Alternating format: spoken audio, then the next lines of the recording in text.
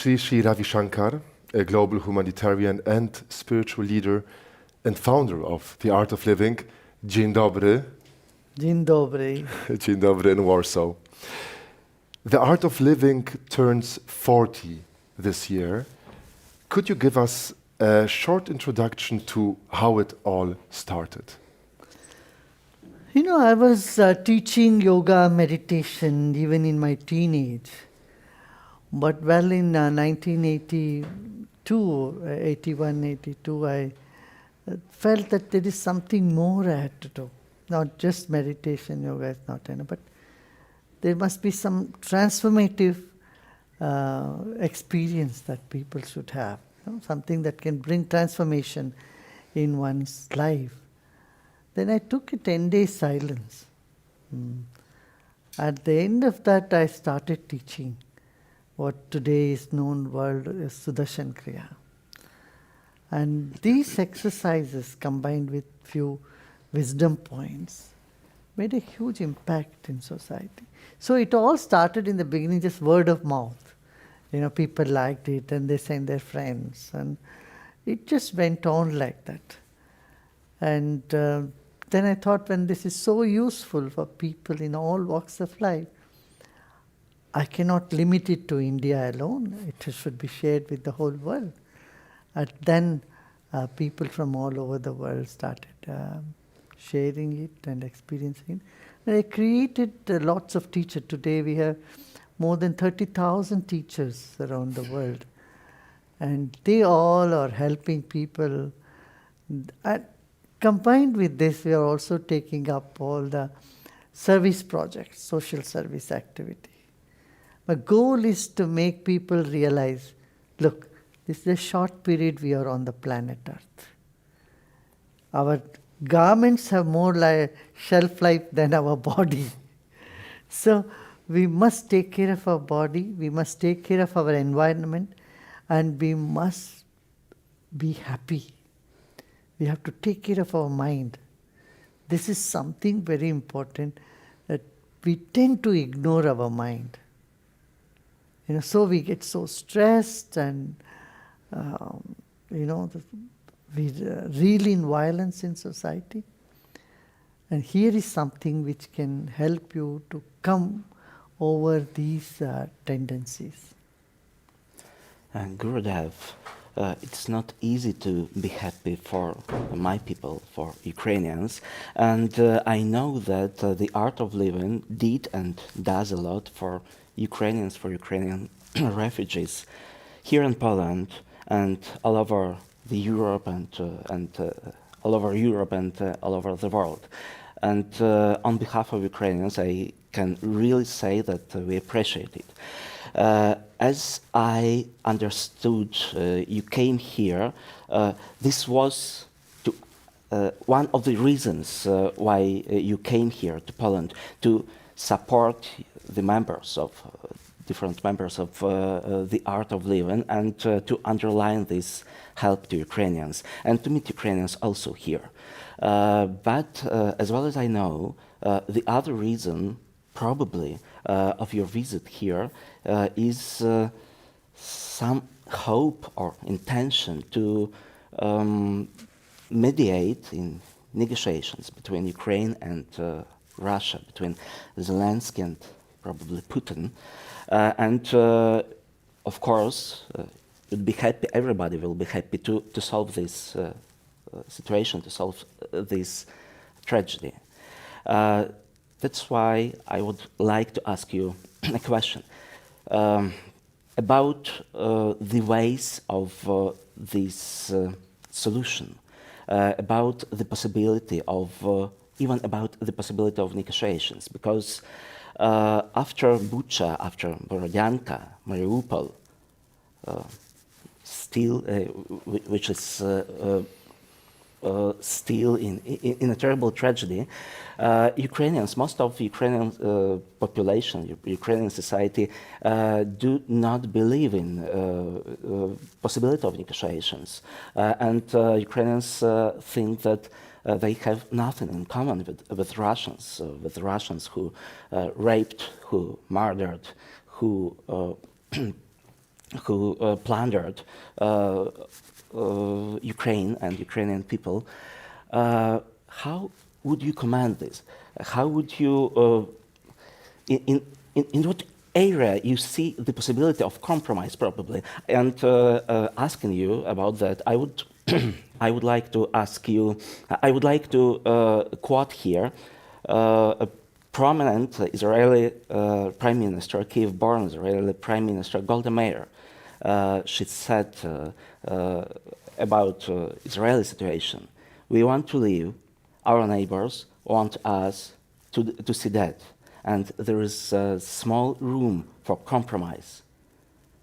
Is compromise possible here, and is there any way to negotiation which can lead to compromise? We have seen over and again, war is not a solution for anything. And crime against humanity should be condemned by all means, by everybody. Any sane human being says no crime can be condoned. It has to be condemned. Having said that, I would say dialogue is the way forward. Conflicts arise. Conflict arise in family, within a person, in the institutions, in between nations. But the way forward, I think, is dialogue. People should sit down on the table. Now, here, I would say it is possible when the tempers are high, dialogues don't continue further. It starts breaking down. And with my experience in the past, in many negotiations, I say, if I can be there, if I can be an observer, I can douse the fire and allow the dialogue to continue and to find some solution to this. My coming here and giving this call, Stand for Peace, is mainly connected with the current situation. See, it is now people feel so helpless. Everyone wants to help the victims, to resolve the conflict, but people feel so helpless. So in this state of helplessness, there is so much negativity, self-doubt, and the energy goes down. So I would say if everyone says, I stand up for peace, they have something to do. We need mental strength now. I appreciate Ukrainians at this time. They are quite resilient. They are quite mentally strong. And I would like them to become even stronger. And I would say, with all our prayers, this war will end quite soon. And we hope to see all the refugees return back to their homes safely. Yesterday I met quite a few of the people, Ukrainians here in Poland. I don't like to call them refugees, the displaced people from Ukraine. I met them here and I told them, I assured them, next Easter they will celebrate in their homes. Though many parts of Ukraine is razed to ground now, I am sure we will see a very vibrant, well-built Ukraine coming up, more prosperous Ukraine coming up. We have seen in the past, Germany, after the World War, Germany was in total devastation. But it came out like phoenix. It came back to power. In the same way, I would expect Ukraine also to come back more vibrant, more prosperous, and a more happy place. And I'm here to help people with trauma and traumatic experience to trauma relief camps.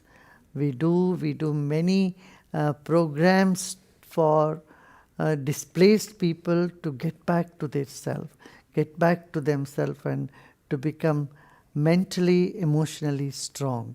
I am all there for them. Talking about meditation, talking about peace and dialogue. Yesterday on Sunday, you had a meeting in Warsaw with thousands of your students. You were meditating for peace just a few hundred kilometers from the war-torn Ukraine. Kiev from Warsaw is just hundreds of kilometers. It's not far. Sometimes being at the Polish-Ukrainian border, you can hear in Poland the explosions in the Ukraine. Was this meditation different from others that you have all around the world? Yeah, we have done such meditations in several other conflict zones as well. We have done in Iraq, we have done in Colombia, where there used to be a civil war almost all the time. We have helped the internally displaced citizens in Colombia. We have done meditation in Kashmir, where there was conflict. So in the northeast of India also we have done meditations like that. In Iraq especially, I was there in Erbil when the Yazidis were in big trouble. The entire Yazidi community were cornered by the extremists, and we were conducting meditation there also in the camps, in the refugee camps. But here in Poland, yesterday we did a big meditation in the stadium, and it was open to everybody, the public as such. So a lot of people came, and they all felt, there is a hope, and they could get over this feeling of helplessness, hopelessness, to internally, emotionally empowered. And they could feel that now we are strong, we can all together uplift the voice of peace. The voice of peace must be heard loud and clear. Most of the people on the planet, they love peace. There are just a handful of people who are unconscious about what they are doing. They don't know the pain and suffering they are inflicting on the population, perhaps. So I would like the voice of peace to be heard loud and louder, so that the noise of the bombs gets silenced. This sounds very optimistic, Utopian, I a know. little bit utopian. But what would you say to Vladimir Putin if you would meet him tomorrow? I never plan my talk beforehand. I am always spontaneous. So at that time, I will see what comes to me. Gurudev, as a spiritual teacher, you teach peace internal and also towards other people. And that's why, because of things you are talking about, I want to ask you about some fundamental dilemma. How to act towards people who came to my country and who murder my people, who rape, who enlarge and increase evil on this ground. And I have two options. I can to stop them or not to stop them. And if I will stop them, I can increase evil also by killing, for example. No. I got your point. We can't take lying down when a crime is happening around with anybody. Crime should not be tolerated. There should be zero tolerance. Talk to them, tell them. If they don't listen, you have to take stick. You have to be strong. You can't say on the war field, okay, I just want to give up. No, you have to fight till the last breath. When you find that your life, your people's life are in danger, you have to stand up with that.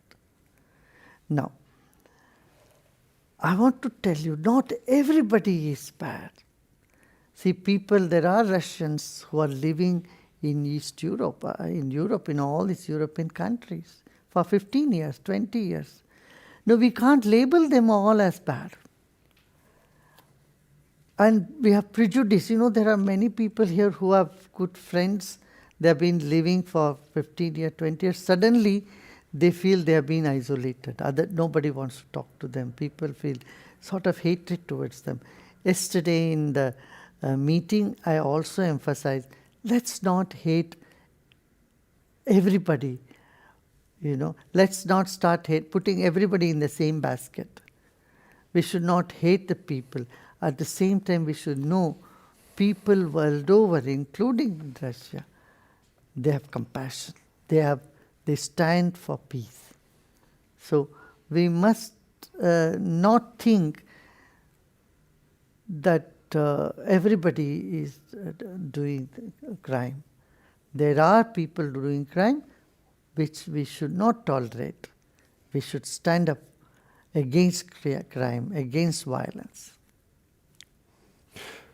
Recently, I met Stanisław Zalewski. It's a man who is 96 years old, very fit, very intelligent, with a bright mind. He survived 2 concentration camps, one in Austria and one was the Nazi concentration camp in Auschwitz. 600 days in total in the concentration camps. He's now 96 years old, and I asked him what he feels when he sees, after 80 years after the end of the war, pictures from Ukraine, when he sees tanks, murder, bombs, even crematoriums, the whole pictures from the Second World War come back. And he said, like you, he said, war isn't the solution. You have to try to find a dialogue. But still, I cannot see how you can talk with someone who does such horrible things. I was faced with the same situation when I was in Colombia. And, that time President Santosh said, it is not possible to talk to them, the FARC people. And the only option left was war. And US had agreed, he had convinced Europe also. So he said, but it will pain me so much to bomb our own people. We would lose 40,000 lives. This is very, very tough for me. But well, what do I do? For the greater benefit, I'll have to take this role. But then I requested President Santosh, give me some time, let me go and try. Let me go to Havana, talk to them. He said, yes, all help is welcome, but I have no much hope on that. So I went there, I sat with them. First they said, no, you are a spiritual person and our ideal is Karl Marx. We have our religion. We don't want to do anything with it. But then they came to me, they sat with meditation with me. To make this story short, in 3 days, 4 days, I saw the change in them. They came to me in the press conference and said, we will adopt the Gandhian principle of nonviolence. And when that is possible with someone who refused to have any dialogue, I think it is possible anywhere in the world. Will you have a meeting like this in Moscow? I would love to. I would love to have. But FARC members have an ideology, and it's not sure about Russia. But we are here in Warsaw, this hotel, are situated nearby the Russian embassy. Maybe some diplomatic steps have already done with Russian diplomats, or maybe from other countries. Could you tell about that? See, I haven't gone much into the politics, so I do not know. My field is to empower people, give them mental strength, inner strength, spiritual strength. And I'm focusing on that. I'm helping the refugees come out of their trauma and give them whatever basic necessities, you know. I'm focused on these work more. You know, all the big nations, almost all of Europe and America are all into diplomatic talks and relationships. I don't know what is happening there. So, but if I get a chance, if someone invites me or if I get an access to these leaders, I would definitely go and request them, give them my idea, my sense into the situation. Yeah. What is your appeal to all the people who are now in Ukraine and the millions of people who had to run out of the country and leave their homes? I am with them. The whole world is with them. People have a lot of human values. They have feelings for them. So we tell them, Ko hamshe, we all love you and we are with you. You are not alone. And you will get back, things will get better, have hope in the future. There is a lot of empathy in the world. So believe in it, believe in us all. We will all, we're all there for you. Yeah? And let's pray that this sense prevails and this war comes to an end soon. Okay? I would like to ask you about empathy. Maybe I really believe that such empathy in India is present to Ukraine, but in the present situation, could you comment? Excuse me, my questions are more political. Could you comment the ongoing collaboration between India and Russia now, after all these war crimes, when a lot of countries in the world try to stop some different collaborations with Russia, and in addition to that, India has a special situation because India has some similar points in this situation with Ukraine, because India has a conflict with Pakistan as well as a conflict with China. Would you please comment it? Yes, India has its own compulsions, its own situation, you know. You have said it already. India has conflicts with these two major countries. And Russia has supported India in the past. In 1971 war, 61 war, it has helped India in many ways. When there was nobody helping India, Russia had come to its help. Having said that, India never condoned the war anywhere. India has never been aggressor anywhere, nor will it condone, will it agree for any war like that. So India has repeatedly been saying dialogue is the way. Though India is neutral, it is always taking the stand for peace. So this is very clear. And we will see. I think our government and our Prime Minister is initiating some big initiative to calm down the situation, to bring peace. I hope this will be successful. Thank you. Thank you. Dziękuję. Dziękuję bardzo dobrze. Dziękuję.